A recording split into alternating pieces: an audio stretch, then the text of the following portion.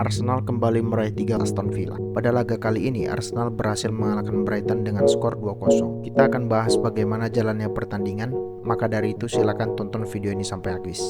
Dilihat dari starting 11 yang diturunkan, Arsenal itu menurunkan bisa dibilang semua pemain terbaik mereka, cuman minus Aaron Ramsdale yang digantikan oleh si David Raya, karena mungkin si Arteta lebih percaya dengan apa yang ditampilkan oleh David Raya daripada apa yang ditampilkan oleh Ramsdale, yaitu pemain kayak Jesus kemudian sudah kembali, kemudian Rice masih bermain, Havertz yang kembali mendapat tempat di starting 11, kemudian Saka, Martinelli dan lain sebagainya masih bermain pada laga tadi malam kayak gitu.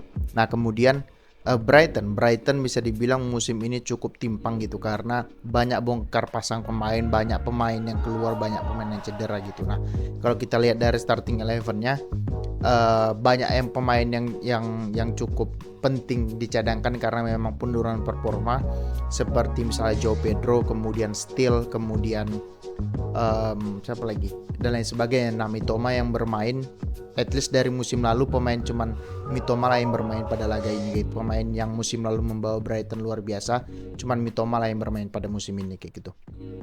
Nah kalau kita lihat kayak gitu di babak pertama, sebenarnya ya Brighton bisa dibilang nggak banyak dapat peluang kayak gitu, karena bagaimanapun Arsenal memasang pertahanan. Selain mereka melakukan pressing dari awal permainan, mereka juga memasang, ketika mereka dikurung, mereka memasang shape yang cukup sempurna dengan 2 double pivot sebagai pemain yang siap menyergap pemain yang berada di ruang antar lini mereka kayak gitu.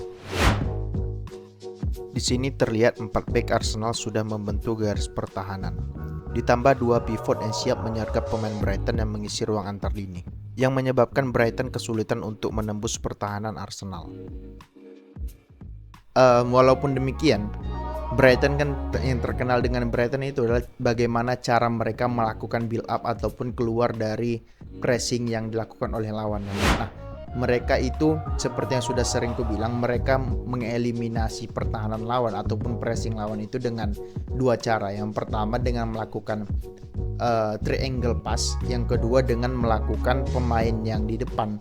Ya kebanyakan sih sepertinya kalau nggak pemain attacking midfield ataupun striker, mereka turun ke bawah sebagai opsi passing tambahan bagi pemain yang menguasai bola agar tidak merasa kebingungan ketika menguasai bola mau passing kemana. Atau ya bisa juga mereka melakukan back pass, cuman back pass mereka jarang gunakan, yaitu back pass itu hanya mereka gunakan kalau itu sebagai opsi terakhir. Kalau selagi masih ada pemain yang kosong, mereka akan tetap mengalirkan bola ke depan. Nah itulah istimewanya Brighton di bawah Roberto De Zerbi. Walaupun di bawah Graham Potter sebelum Zerbi ya juga cukup luar biasa, cuman ya di bawah Zerbi ini cukup bagus secara build up ya, cuman karena kualitas pemainnya itu tidak top gitu, jadi makanya tuh Brighton cuman berada di kisaran ya mungkin musim ini 8, 9, 10 mungkin sudah top bagi mereka kayak gitu, karena ya kembali lagi kualitas pemain mereka cuman segitu gitu. Mungkin pelatihnya dan sistemnya bagus, cuman pemainnya tidak mendukung sistem itu kayak gitu. Di sini terlihat Havertz dan Jesus sudah menutup ruang passing ke arah Gilmour. Namun Adam Lallana turun ke bawah untuk meminta bola sebagai opsi passing, yang menyebabkan pressing Arsenal dapat dieliminasi. Terlihat 5 pressure Arsenal sudah menutup ruang passing pemain Brighton. Terlihat juga pemain yang menguasai bola akan melakukan back pass kepada penjaga gawang. Namun Adam Lallana kembali turun untuk meminta bola sebagai opsi passing, yang menyebabkan pressing Arsenal bisa dieliminasi kembali. Di sini juga terlihat pressing Arsenal tidak terkoordinasi dengan baik. Hal tersebut dikarenakan 4 pemain Brighton hanya melawan 3 pemain Arsenal, yang mengakibatkan penjaga gawang bisa mengalirkan bola kepada Gilmour. Nah walaupun demikian, seperti yang kubilang tadi bahwasanya build up mereka luar biasa, terutama musim lalu. Nah di musim ini mereka kan kehilangan cukup banyak pemain ya, kayak kiper mereka kehilangan, kemudian si Sanchez kan pindah ke Chelsea, Caicedo pindah ke Chelsea, kemudian McAllister pindah ke Liverpool. Nah pemain-pemain yang kusebutkan tadi kan sangat memiliki peran penting di dalam melakukan build up si Brighton di musim lalu. Maka dari itu terlihat di musim ini build up mereka tidak sebaik musim lalu, karena murni banyak pemain mereka yang diambil oleh klub-klub besar ya, itu memang deritanya tim-tim apa ya, menengah ke bawah gitu, karena mereka membentuk tim bukan untuk menjadi juara, membentuk tim untuk dijual kembali yang kemudian menghasilkan ya mungkin ratusan juta mungkin gitu loh, atau puluhan juta untuk menghasilkan uang. Intinya untuk bisnis lah, bukan untuk mencari prestasi gitu, karena ya mereka nggak punya keuangan yang cukup bagus untuk mempertahankan pemainnya dan juga tidak memiliki image yang cukup bagus untuk mempertahankan pemain agar tetap di klub mereka kayak gitu. Nah, maka dari itu banyak juga di momen ini mereka melakukan kegagalan di dalam melakukan build up kayak gitu loh.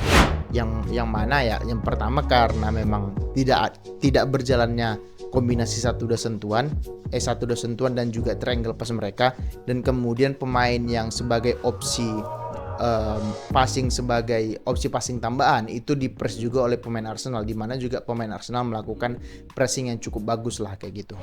Di klip ini terlihat Arsenal langsung melakukan high press kepada pemain Brighton saat bola masih di pertahanan mereka, dan kemudian pemain yang menguasai bola harus melakukan long ball untuk menghindari pressing tersebut, yang mengakibatkan pemain Arsenal dapat merebut bola.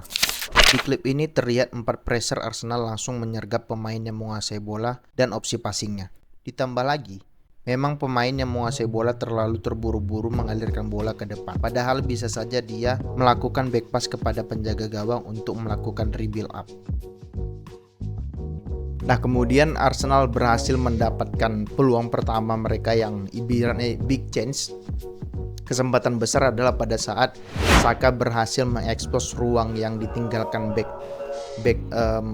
Brighton untuk ngepres dia, kemudian dia lari ke depan yang kemudian disambut oleh umpan menggunakan kaki luar oleh Odegaard gitu. Nah, kemudian tapi kan kipernya Brighton itu datang untuk menutup ruang tembak dari Saka, kemudian dia passing ke Martinelli. Cuman sayang ya, tendangannya nembak burung gitu. Dalam potongan video ini terlihat Odegaard memberikan umpan menggunakan kaki luar kepada Saka yang berlari menuju ruang kosong. Namun kiper Brighton sigap menutup ruang tembak dari Saka.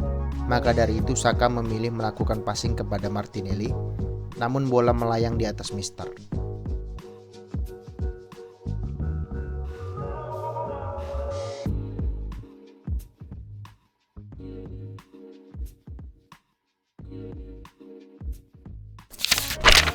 Peluang besar juga sempat didapatkan Arsenal melalui Martinelli. Namun sayang, pada klip ini dia lebih memilih melakukan shooting daripada passing kepada Kai Havertz yang berdiri cukup bebas. Seharusnya sih itu gol, cuman ya aku paham aja itu memang sudutnya agak cukup sempit karena masih cukup banyak pemain Brighton yang berada di depan gawang mereka. Cuman ya kembali lagi seharusnya peluang kayak gitu gol kayak gitu. Beruntung Arsenal menang. Kalau Arsenal kalah ya kayak lawan Aston Villa juga gitu, mereka punya cukup banyak peluang besar tapi nggak bisa cetak gol gitu. Beruntung di pertandingan ini mereka menang 2-0. Nah, kalau kita lihat proses gol pertama Arsenal itu kan agak cukup konyol ya bisa dibilang, karena begitu banyak pemain Brighton terpancing dengan pemain yang berada ataupun berkumpul di tiang pertama, sedangkan di tiang kedua tidak ada satupun pemain yang menjaga Gabriel Jesus untuk menyundul bola gitu. Karena ya kembali lagi memang ini suatu trik pancingan dari pemain Arsenal sehingga meninggalkan Jesus di belakang gitu. Cuman kembali lagi di mana organisasi pertahanan mereka ketika melakukan corner kick itu yang kita pertanyakan, karena Brighton yang kita kenal nggak kayak gitu loh, ngerti nggak?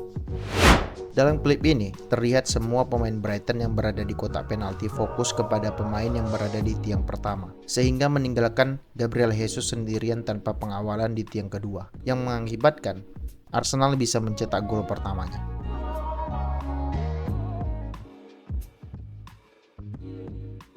Nah, namun hal yang cukup aku perhatikan dengan Brighton musim ini adalah bagaimana cara mereka melakukan pressing itu. Karena di pertandingan ini ataupun di pertandingan sebelumnya yang cukup aku perhatikan adalah bagaimana cara mereka melakukan pressing. Mereka sering melakukan pressing itu kayak kurang terorganisir atau kurang terorganisasi kayak gitu, karena ya nggak tahu, mungkin kembali lagi karena banyaknya pemain yang cabut di musim ini ke tim-tim besar ya, which is tim-tim besar ke Premier League paling banyak gitu. Jadi maka dari itu mereka membutuhkan chemistry lagi untuk membentuk suatu organisasi pressing gitu, karena ada kurang lebih 2 momen mereka gagal melakukan pressing kepada pemain Arsenal gitu, yang menyebabkan ya kalau ini terus dibiarkan hal begini ini bisa menjadikan tim lawan bisa membuat gol dari kesalahan pemain Brighton tersebut kayak gitu.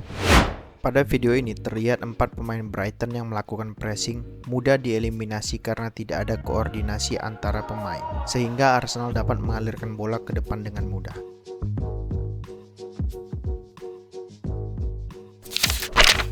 Di klip ini juga kembali terlihat 4 pressure dari Brighton mudah dieliminasi oleh pemain Arsenal. Karena pressure dari Brighton tidak mengawal Gabriel Jesus yang berdiri tanpa pengawalan, sehingga penjaga gawang dengan mudah memberikan passing kepada Gabriel Jesus. Nah, kalau kita lihat dari gol keduanya si Arsenal itu juga kan berasal dari kesalahannya pemain Brighton yang terpancing, yang menyebabkan ya Saka dan juga Havertz bisa mendapatkan ruang di masing-masing back sayapnya pemain si Brighton kayak gitulah. Kemudian mereka berhasil mencetak gol karena Havertz sudah berhadapan 1-1 melawan kiper kayak gitu ya. Pada klip ini terlihat ada 2 pemain Arsenal yakni Havertz dan Saka yang bersiap untuk menerima bola dari pemain yang menguasai bola, dan pemain yang menguasai bola memilih memberikan bola kepada Havertz yang kemudian bisa dikonversi menjadi gol.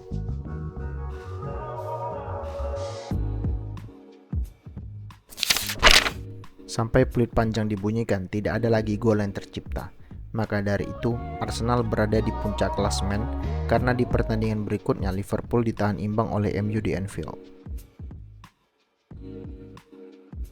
Oke, itu dulu konten kita kali ini. Bagi kalian yang suka silahkan di subscribe, di komen, dan di like. Bagi kalian yang nggak suka nggak apa-apa, di skip aja. Oke, terima kasih, semoga terhibur.